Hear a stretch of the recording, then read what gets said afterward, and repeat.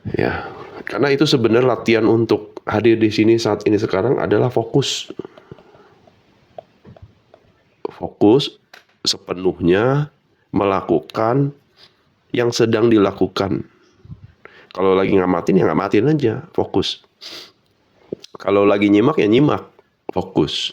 Kalau lagi makan ya makan gitu loh, fokus. Ya.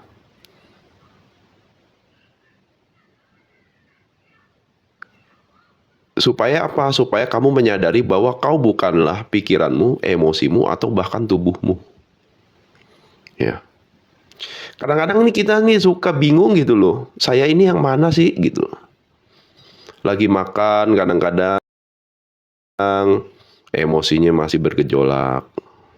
Lagi kerja kadang-kadang pikirannya udah mau makan siang. Gitu loh. Ya. Saatnya tidur istirahat, tubuhnya nggak enak. Gitu loh. Nah, biasanya dikarenakan apa? Karena kita terbiasa ya tidak melatih fokus. Iya, banyak distraksi pasti gitu loh. Ya. Karena apa? Biasanya ada dikarenakan ada misidentifikasi soal aku gitu loh. Saya itu yang mana gitu loh. Kadang kita fokusnya ke pikiran, nanti pada momen itu pikiran yang dominan sehingga kita lupa gitu. Kalau pikiran itu bukan aku gitu. Lalu kadang-kadang emosi yang bergejolak. Kita sampai lupa kalau itu juga bukan aku. Kadang tubuh yang memberikan sinyal, ya, itu juga harus dipastikan itu juga bukan aku. Nah, jadi kamu itu siapa gitu loh. Kamu adalah yang mengalami dan mengamati semua itu. Baik mengamati dan mengalami si pikiran, baik yang mengamati dan mengalami emosimu, dan juga mengalami dan mengamati tubuhmu. Gitu loh, ya. Nah ini bagus. Saya itu punya 3 mata.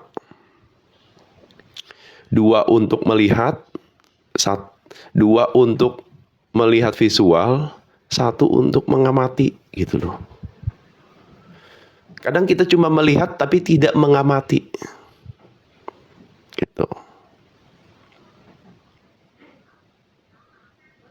Thank you Kak Bu.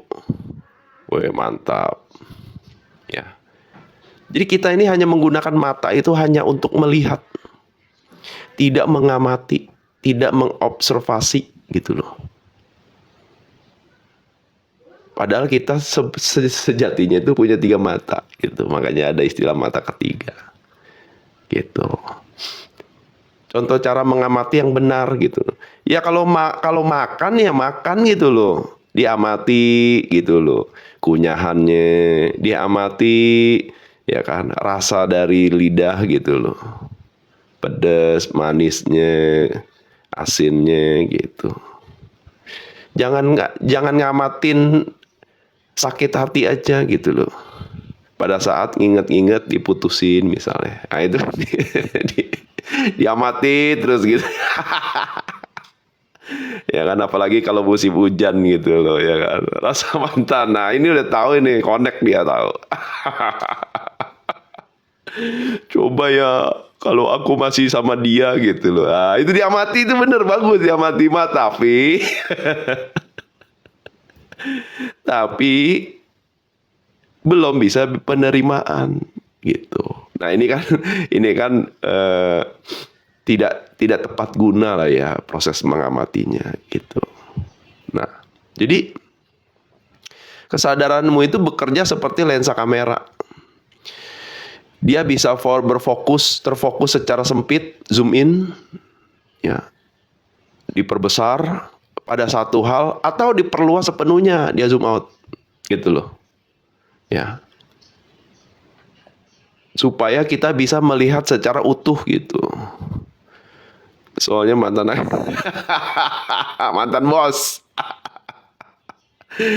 Nah, ketika kamu terlalu fokus pada suatu pikiran atau emosi tertentu, nah dia lagi zoom in tuh.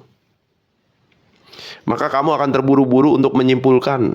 Nah, biasanya kalau udah disimpulkan menjadi yang namanya persepsi. Hati-hati guys. Persepsi ya, kurang S. Oke. Jadi perspektif itu soal zooming out gitu. Mundur, melihat lebih luas, melihat dari posisi yang lebih tinggi dan melihat secara utuh gitu loh. Supaya kita jangan terburu-buru menyimpulkan. Bahayanya setelah disimpulkan, kita berusaha mengidentifikasinya. Nah, di sini pikiran tuh masuk langsung gitu loh. Ngerti nggak? Menganalisa dia. Wah, ini mah pasti begini nih. Ya kan? Karena dulu kita pernah ngalamin ini, nanti pasti begitu. Nah, dia kekunci gitu loh. Ya. Oke. Dia kekunci dengan yang namanya tuh persepsi yang sudah lahir dari menyimpulkan. Ya. Sehingga dirimu tidak dapat melihat gambaran besarnya. Karena dia lupa untuk zoom out. Ya, dan apa yang sebenarnya terjadi dalam hidupmu saat ini. Oke. Jadi kadang-kadang kita ini terlalu hanya sebuah peristiwa yang tanda kutip menggetarkan jiwa. Menggetarkan jiwa nggak tuh? Ya. Kita sudah menarik sebuah kesimpulan kalau hidup ini seperti neraka gitu. Ya. Makanya di sini teman-teman harus bisa belajar untuk hadir secara utuh. Di saat kita hadir secara utuh, ya, hadir sepenuhnya, kita tidak terburu-buru untuk menyimpulkan. Kenapa? Karena semua masih ongoing proses. Ya. Semua masih berevolusi. Semua masih belajar gitu loh. Nah, jadi inilah yang sebenarnya kita sebut sebagai ketidaksadaran. Ya. Dan ketidaksadaran spiritual adalah akar dari semua penderitaan mental yang jika tidak dikoreksi maka dalam jangka panjang akan berpengaruh karena fisik juga. Gitu loh. Jadi kalau orang belum selesai, kalau orang sedang berproses, dia ini akan lebih cenderung terperangkap oleh yang namanya faktor emosionalnya sendiri gitu. Bentar ya, inilah.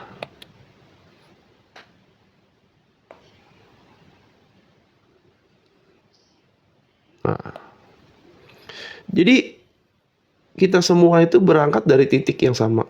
Mulai dari IQ, dia berevolusi sampai ke ranah SQ. Ya. Tetapi dalam perjalanannya kita ini akan mengalami yang namanya ranah emosional. Kenapa? Karena kan kita masuk ke ranah sosial di waktu tertentu, yaitu lewat golden age. Gitu loh. Ya. Jadi ini mulai dari 0 misalnya. Ini di golden age 7. Nah, sampai ke sini nih. Ini misalnya spiritual awakening. Nah, di ranah ini kita hadir di ranah sosial. Yang dimana itu adalah soal interaksi antara diri kita dengan diri yang lain gitu loh. Dengan orang lain. Ini kan 0. Ini 7. Ini misalnya spiritual awakening. Ya. Nah, pada saat kita berinteraksi dengan orang lain di ranah sosial, kita akan mengalami yang namanya itu ego. Kita akan mengalami yang namanya itu konfliktual. Kita akan mengalami yang namanya itu berkompetisi. Sehingga kita dipaksa untuk bertahan hidup, survive. maka di situ akan ada yang namanya, akan hadir yang namanya itu luka-luka akibat kalah dalam berkompetisi. Dan kita memang didesain itu tidak bisa menang gitu loh. Kenapa? Karena di saat kita sudah mencapai satu titik tertentu, ada langit di atas langit. Nah, makanya itu nanti dibagi dua. Ini dia belum, ini luka, ini sembuh. Kalau masih luka artinya belum cerdas secara emosional. Kalau sudah sembuh, dia sudah cerdas secara emosional. Gitu. Ya, malam-malam. Oke. Nah, yang bahaya itu adalah orang-orang yang melakukan spiritual bypass. Gitu loh. Dia tidak mau menggubris luka-luka batinnya, menyelesaikan luka-luka batinnya, dan dia cenderung terburu-buru untuk masuk ke ranah spiritual. Nah, di situ dia melakukan spiritual bypass. Kenapa? Karena pikirannya itu tidak hadir di saat ini, di sini, sekarang. Ya.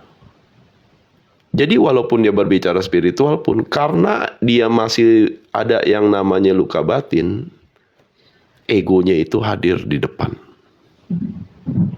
Gitu, jadinya spiritual ego. Nah, jadi disinilah sebenarnya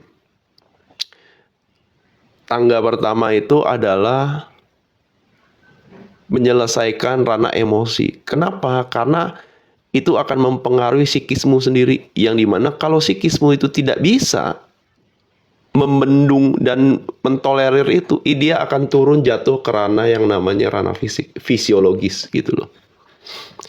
Jadinya psikosomatis, jadinya dia blocking energi, bisa menjadi materi. Makanya penyakit apapun yang ada di fisik itu, menurut kesadaran saya, akarnya adalah emosimu yang belum selesai. Itu loh. Kenapa? Karena kalau teman-teman nanti mengeksplor yang namanya jalur meridian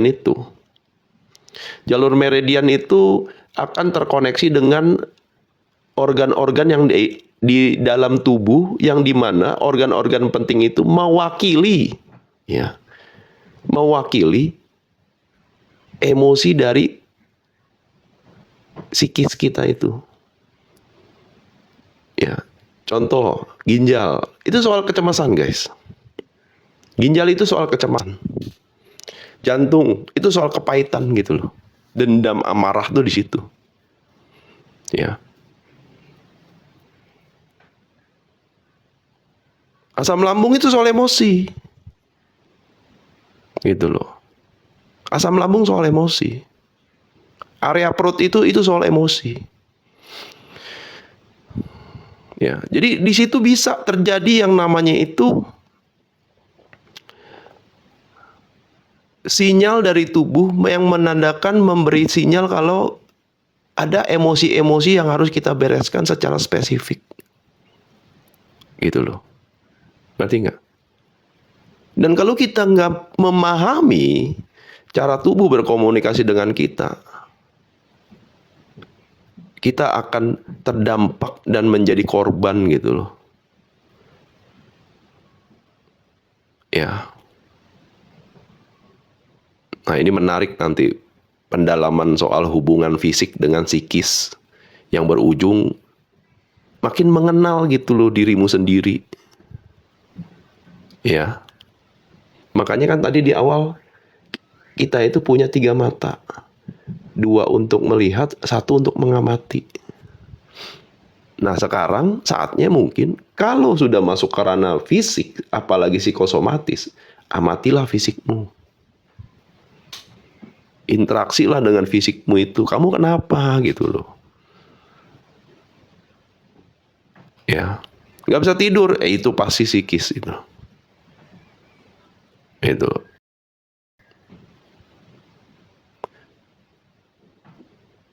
Oke. Jadi, kamu sebenarnya tidak menderita karena realita hidup dan model duniamu itu. Gitu loh. Tetapi kamu menderita karena ketidaksadaran yang menyebabkan hadirnya krisis di dalam diri yang tentunya akan mempengaruhi cara kamu bereksistensi dalam kehidupanmu sendiri. Jadi di saat kamu tidak mengenal dirimu, kamu akan kesulitan dalam mengarungi kehidupan ini. Karena cara kamu bereksistensi dalam kehidupan ini sebagai identitas yang salah, sebagai identitas yang misidentifikasi. Gitu loh. Pikiran itu bukan kamu, tetapi begitu kamu didominasi oleh pikiran, jiwa kamu akan merana gitu loh. Mau tidur aja nggak bisa gitu loh, mau diam aja nggak bisa. Sibuk banget. Nanti sebentar depresi, sebentar ketakutan. Kenapa? Karena pikiran yang loncat ke masa lampau dan ke masa depan. Capek itu. Itu loh. Nah, kesadaran itu mampu mengidentifikasi sejatinya diri kita. Gitu. Jadi beginilah cara banyak orang menjalani hidupnya. Mengejar satu pemikiran demi pemikiran lainnya, tanpa sadar sepenuhnya kalau pikiranmu itu sedang menguasai dan mengontrol dirimu lewat momen ketidaksadaranmu itu. Nah, jadi kalau kamu dipaksa untuk mikir ini, memprediksi itu, sampai kamu ketakutan, anxiety, overthinking, berarti kamu itu sedang dikuasai oleh pikiranmu sendiri, sedang dikontrol oleh pikiranmu sendiri. Akibat ketidaksadaranmu itu, gitu loh. Ketidaksadaran kalau sejatinya ego dan pikiran itu hanya alat, hanya perangkat bagi si jiwa untuk menjalani kodratnya hadir di kehidupan ini, yaitu belajar dan bertumbuh. Gitu loh. Jadi pikiran dan egomu itu bukan kamu, itu hanya alat, bekal bagi si jiwa dalam mengarungi kehidupan ini agar bisa berevolusi. Jadi sejatinya kamu itu adalah makhluk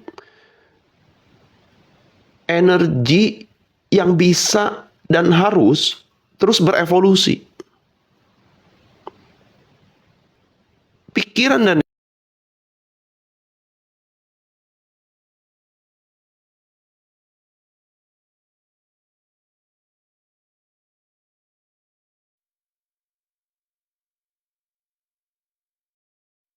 ego itu cek cek cek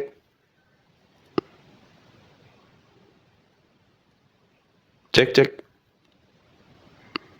udah aman belum? Lag ya? Aman ya? Oke. Jadi pikiran dan ego itu hanya alat bagi jiwa. Ibarat ini kendaraan nih, kamu nih dikasih mobil gitu loh. Udah ya, kamu pokoknya di kehidupan ini explore sana, mengarungi, jalan-jalan, ngalamin. Bekalnya adalah si ego dan si pikiran. Yang penting kamu harus bertumbuh, berevolusi. Gitu. Tetapi kalau kita tidak bisa sadar kalau pikiran dan ego itu hanya alat, maka kita nggak bisa fokus hadir di saat ini. Kenapa? Karena pikiran itu area bermainnya adalah dimensi waktu. Gitu. Nah, pada saat dia dikuasai sama alat itu, makanya tubuh itu yang jadi korban gitu loh.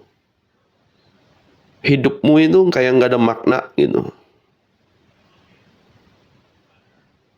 Kamu nggak bisa hadir di saat ini. Selalu ketakutan soal besok. Selalu kepahitan soal kemarin gitu loh.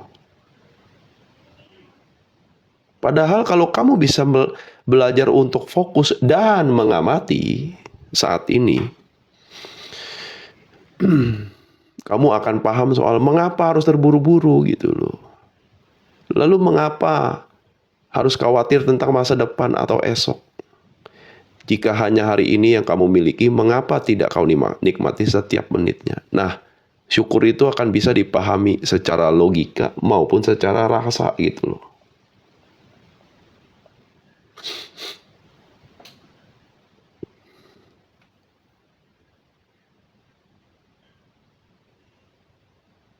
Kenapa? Karena masa depan itu hanya ilusi, guys. Belum terjadi gitu, tapi kita udah ketakutan. Padahal yang nyata itu hanya saat ini, di sini, sekarang, lewat yang namanya realita.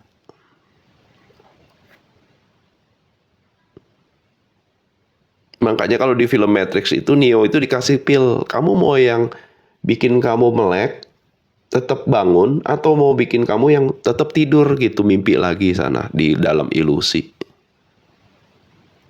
Gitu loh. Yang lucu kalau dia nggak sadar nih, waktu dia di dalam ilusi itu, lucunya itu koslet. Kenapa koslet? Nah, ini pengalaman. Jadi saya tuh dulu sales, guys. Sales mainan keluar kota.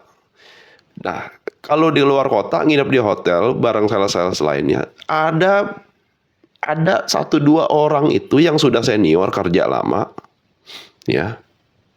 Oleng dia, koslet. Kenapa? Karena mulutnya itu cuma ngomong, bos gua mah begini, bos gua mah nggak adil, bos gua mah nggak pikirin anak buah begini begitu, ya kan? Dengernya itu aja gitu kalau lagi pas nongkrong gitu loh, ya kan? Sampai di titik orang lain nggak mau dengerin dia curhatnya ke saya gitu, ngeluh. Nah ini pas nih. Begitu ngomong ke saya sekali, 2 kali, 3 kali, langsung saya sekak gitu.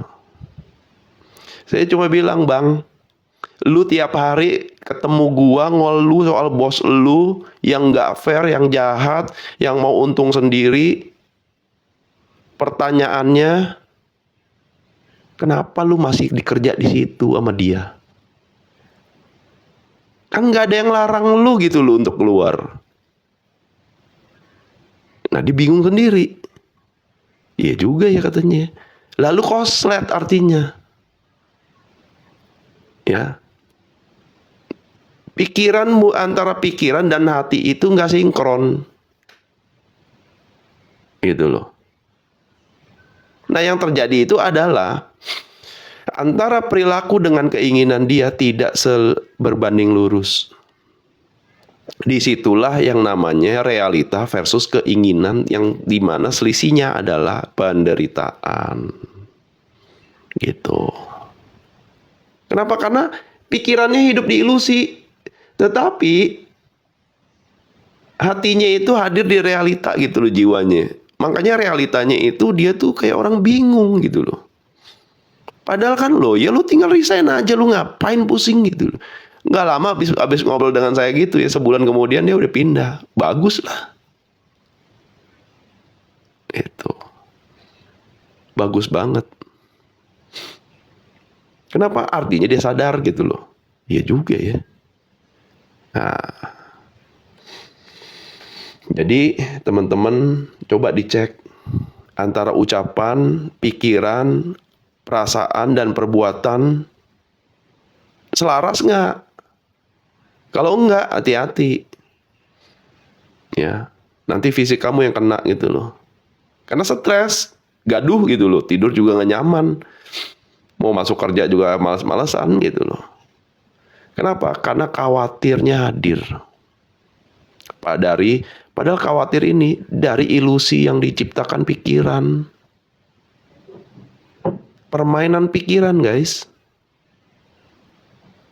Gitu loh.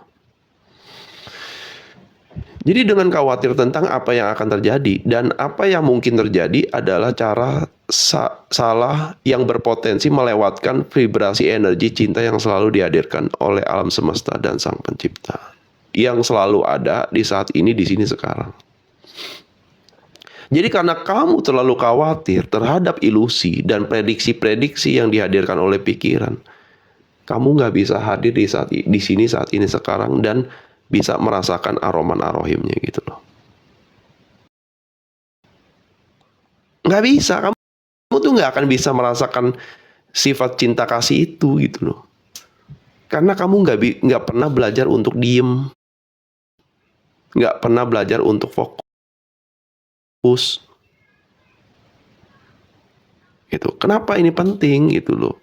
Supaya kamu tuh bisa ya menerima ya baik vibrasinya, baik energinya,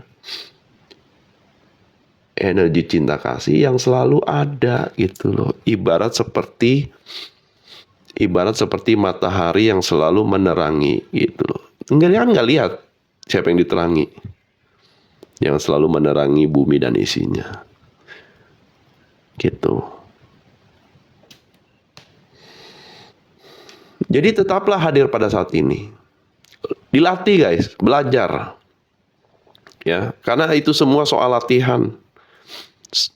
Jadi yang di sini tuh nggak ada orang yang dapat perlakuan khusus dari Sang Pencipta, tuh nggak ada. Kita semua sudah sempurna gitu loh. Tetapi bedanya adalah ada yang terlatih, ada yang nggak terlatih, gitu aja. Nah, untuk hadir di present moment ini juga soal latihan, soal eling gitu loh, soal fokus. Ya. Jadi tetaplah hadir pada saat ini, fokus untuk hadir di present moment, dan hargai momen yang Anda miliki untuk blending, untuk mengalir gitu loh. Selaras dengan tarian semesta lewat frekuensi cinta kasih. Yang bebas dari ketakutan atas masa lampau dan kecemasan atas masa depan. Hanya dengan cukup mensyukuri present moment. Wah, indah deh kalau dia di sini. Beneran guys. Kenapa? Karena saya udah ngalamin itu. Gitu loh. Indah pokoknya. Ngalir hidupnya tuh. Ya. Kenapa? Karena antara masa lampau dengan masa depan itu, ini adalah ilusi. Kamu mau buang-buang energi, buang waktu, pikirin masa depan, pikirin masa lampau. Nggak bisa dirubah guys, beneran. Gitu loh. Ya. Oke. Nah. Jadi di saat kamu bisa mengendalikan si pikiran itu akan kembali ke tupoksinya menjadi alat. Alat yang memberikan yang namanya itu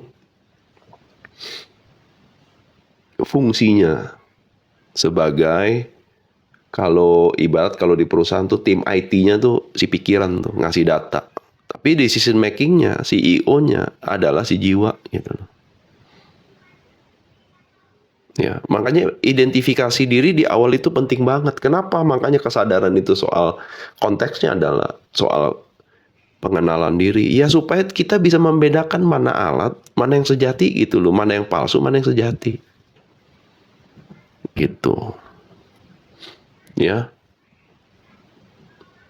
Kenapa? Karena ya kebanyakan kita ini hanya terjebak fokus kepada yang namanya ilusi, guys.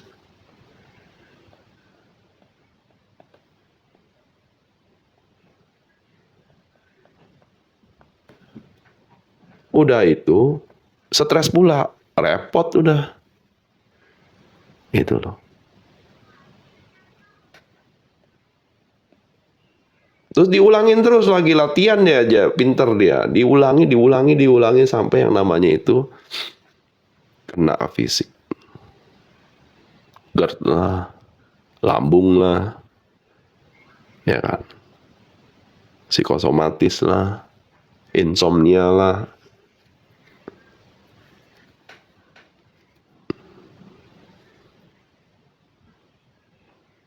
migran. Nah, makanya dilatih guys.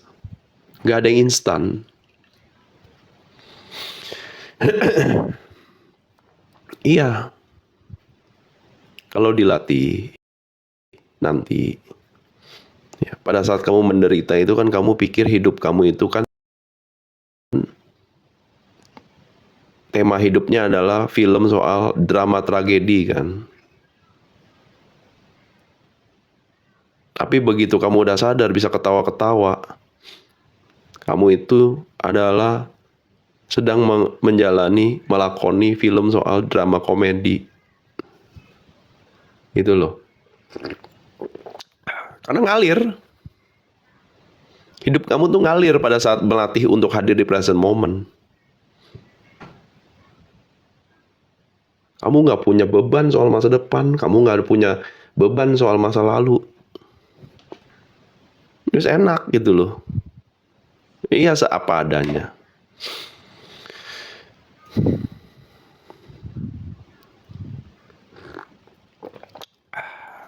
Ya. Tangkap ya. Sampai sini.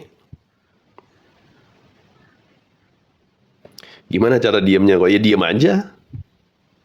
Merenung, introspeksi, meditasi gitu. Ya kayak kalian di sini fokus gitu ke materi. Oh iya juga ya. Kan dapat sesuatu minimal. Nah, begitu dapat, ya itu bekal untuk dipraktekkan. Kalau nggak dipraktekkan itu ya percuma tuh. Gitu loh.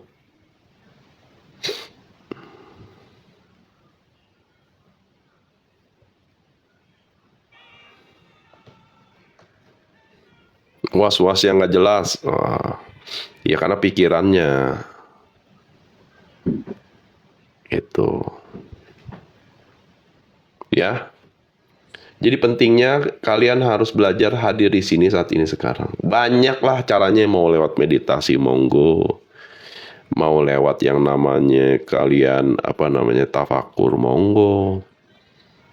Mau lewat yang kalian ritual agama silakan. Ya.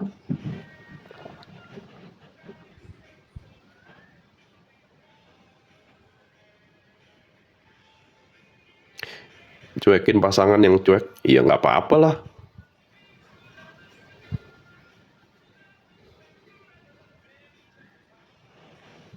Ya nontonin ikan di akuarium, ya bener juga.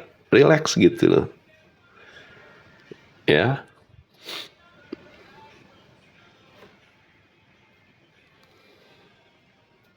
Oh ya boleh, mau kesini silakan.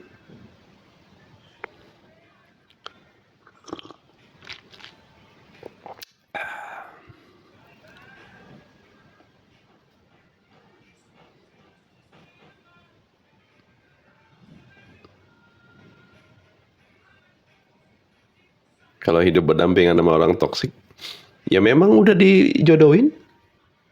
Berarti kamu yang harus belajar gitu loh. Fokus, latihan. Ya karena nggak ada yang kebetulan. Kamu gini loh ya. Kalau kamu berpasangan dengan orang yang menurut kamu itu nggak bener, yang tidak menghargai kamu, sebenarnya dia begitu juga gara-gara kamu juga. Jadi jangan merasa korban gitu loh. Ya.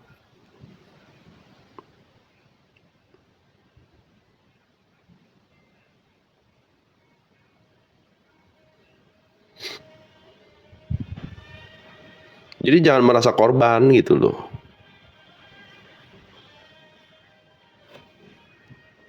Jadi harus introspeksi diri.